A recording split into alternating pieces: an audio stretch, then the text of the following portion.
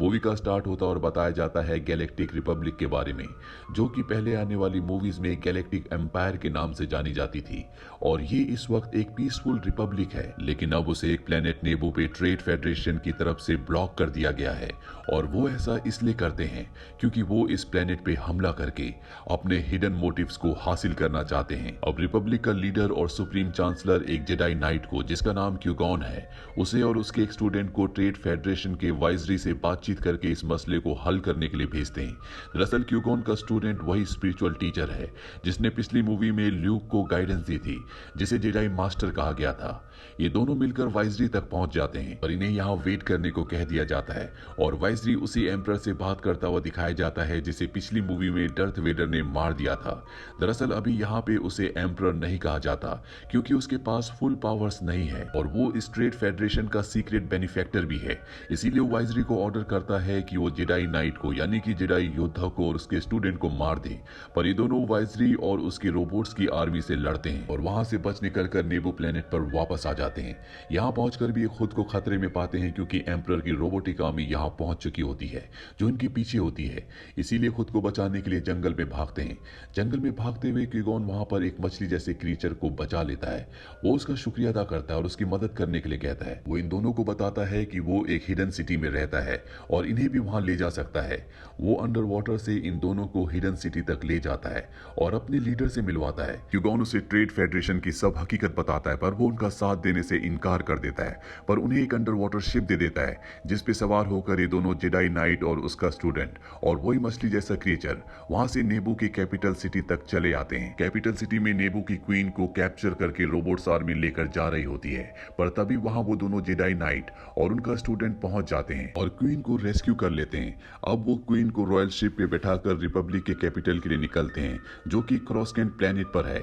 लेकिन वहां से बच निकलने में उन्हें बहुत से अटैक का सामना करना पड़ता है, जिससे उनकी शिप को बहुत बड़ा नुकसान उठाना पड़ता है और उसकी हाइपर ड्राइव भी खराब हो जाती है, जिसकी वजह से क्रॉसकैंट प्लेनेट तक नहीं जा सकते और मजबूरी में इन्हें डेजर्ट प्लेनेट टेटूनी पे लैंड करना पड़ता है। ये प्लेनेट दरअसल रिपब्लिक में शामिल नहीं है, इसीलिए यहाँ पर क्वीन खुद को सामने नहीं ला सकती और भेष बदलकर क्यूगॉन के साथ शिप के पार्ट्स ढूंढने के लिए निकल पड़ती है। वो इन पार्ट्स की तलाश में एक जंग डीलर से मिलते हैं और उनके पास वो एक छोटा सा 9 साल का बच्चा देखते हैं और क्यूगॉन उसे देखते ही उसके आसपास एक स्ट्रॉन्ग फोर्स को फील कर लेता है।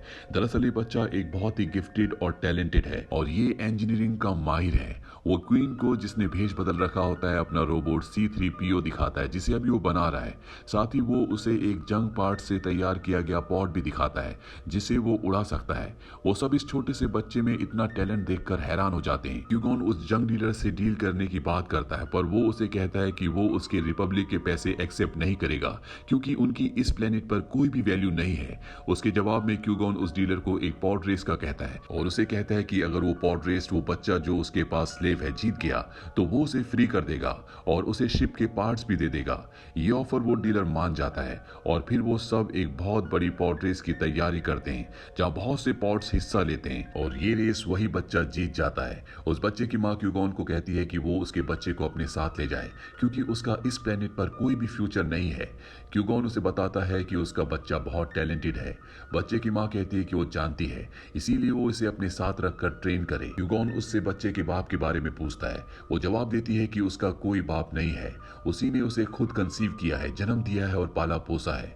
ये सुनकर क्यूगॉन को उस प्रोफेसी का यकीन हो जाता है जो एक ऐसे शख्स के बारे में है जो फोर्स को बैलेंस करेगा और उसे यकीन होता है कि यही वो बच्चा है जिसका नाम अनाकिन स्काई वॉकर है। दरअसल ये बच्चा यंग डर्थ वेडर है, लेकिन क्यूगॉन को अभी ये नहीं पता कि आने वाले वक्त में वो डार्क फोर्स की तरफ चला जाएगा। वहां से निकलकर अपने शिप की तरफ जाते हुए क्यूगॉन को एक इविल शक्ल का डार्क फोर्स का नाइट मिलता है जिसे एम्परर ने भेजा होता है और वो क्यूगॉन से फाइट करता है। अब क्यूगॉन इन सब को लेकर प्लेनेट क्रॉसकैंट में पहुंच जाता है जहां क्वीन चांसलर और सेनेट के सामने अपना केस पेश करती है।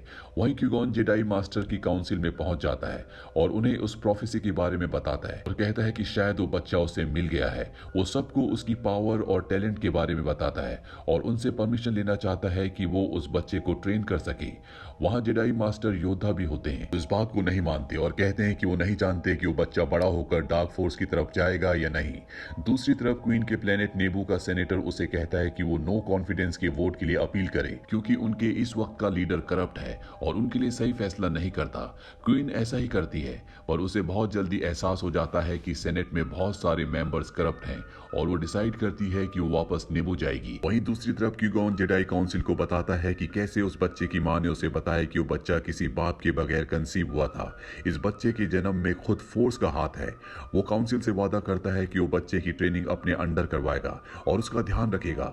जेडाई काउंसिल मान जाती है और साथ ही उसे क्वीन के साथ जाने को भी कहती है और उसे कहती है कि वो एम्परर के बारे में इन्वेस्टिगेशन करे, जिसने ट्रेड फेडरेशन को करप्ट कर दिया है और नेबू पे भी अटैक किया, क्योंकि अब तक वो ये समझ रहे होते हैं कि एम्परर और उसकी डार्क फोर्स पूरी तरह से खत्म हो चुकी है, उसका अस्तित्व नहीं है। अब क्वीन अपने प्लेनेट नेबू पर उसी अंडर वाटर सिटी के लीडर से मिलती है। उसने भेष बदला होता है, पर फिर भी वो उसके सामने आ जाती है ताकि वो उसका भरोसा जीत सके और उससे रिक्वेस्ट करती है कि वो फेडरेशन की रोबोट आर्मी को हराने के लिए उसका साथ दे।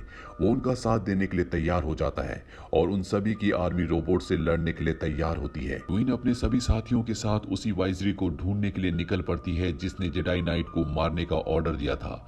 वहीं क्यूगॉन उस बच्चे को स्टारशिप में जाकर छुपने के लिए कहता है, पर वो गलती से शिप को स्टार्ट कर देता है और ऑटो पायलट पर चला देता है। इस तरह वो शिप को उड़ाकर रिपब्लिक के स्पेस शिप्स के साथ मिल जाता है और उनके साथ मिलकर फाइट करने लगता है। वो बच्चा अपनी शिप को लेकर फेडरेशन की कंट्रोल शिप के अंदर चला जाता है और उस पर शूट करने लगता है और उसके बाहर निकलते पूरी शिप धमाके से उड़ जाती है और सारी रोबोटिक आर्मी अटैक करना बंद कर देती है।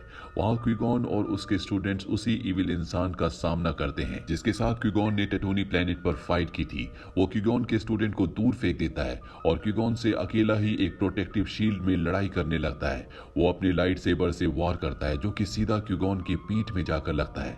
ये देखकर उसका स्टूडेंट तेजी से उसकी तरफ आता है और अब इन दोनों में भी काफी फाइट होती है और वो स्टूडेंट को शाफ्ट से नीचे लटका देता है, पर वो अपनी फोर्स यूज करके ऊपर आता है और क्यूगॉन के लाइट सेबर से वार करता है जिससे उसके दो टुकड़े हो जाते हैं। इसके बाद उसे शाफ्ट से नीचे गिरते हुए दिखाया जाता है। क्यूगॉन का स्टूडेंट अपने मास्टर की तरफ भागता हुआ जाता है।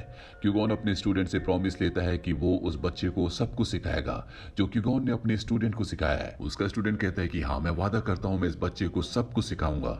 दरअसल ये स्टूडेंट ही ओबी-वैन केनोबी है जो ल्यूक और डर्थ वेडर का स्पिरिचुअल टीचर है। वॉर के खत्म होने के बाद वाइजरी को अरेस्ट कर लिया जाता है और अब क्वीन के साथी को चांसलर बना दिया जाता है। वहां मास्टर योद्धा क्यूगॉन के स्टूडेंट को प्रमोट करके जेडाई नाइट बना देते हैं और कुछ झिझक के बाद उस बच्चे को भी उसके स्टूडेंट के तौर पर एक्सेप्ट कर लेते हैं। अब वो क्यूगॉन के फ्यूनरल को अरेंज करते हैं जहां हमें क्यूगॉन को जलते हुए दिखाया जाता है। इसके बाद जेडाई काउंसिल कहते हैं कि अभी भी एक और डार्क फोर्स का मेंबर बाकी है, क्योंकि ये हमेशा दो होते हैं। मूवी के आखिर में हमें नेबू प्लेनेट पर सेलिब्रेशन दिखाई जाती है जहां क्वीन उसी अंडर वाटर लीडर को गिफ्ट देती है जो उसके पीस को बनाए रखने की वजह है। इसी के साथ ये मूवी खत्म हो जाती है।